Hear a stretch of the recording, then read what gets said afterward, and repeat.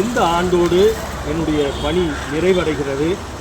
இந்த பணி ஓய்வு நிறைவடையும் காலத்தில் மாணவ செல்வங்களுக்கு நாம் பெற்ற சுதந்திரம் எப்படி என்ற வரலாற்று சித்திரத்தை தத்ரூபமாக அவர்களுக்கு காண்பிக்க வேண்டும் என்பதற்காக செக்கிழுத்த செம்மல் கப்பலோட்டிய தமிழர் வாவு சிதம்பரம் பிள்ளை அவர்களுடைய இந்த வேடத்தை அணிந்து அவர்களுக்கு விழிப்புணர்வு ஊட்ட சைக்கிளில் பயணம் செய்து கொண்டிருக்கின்றேன்.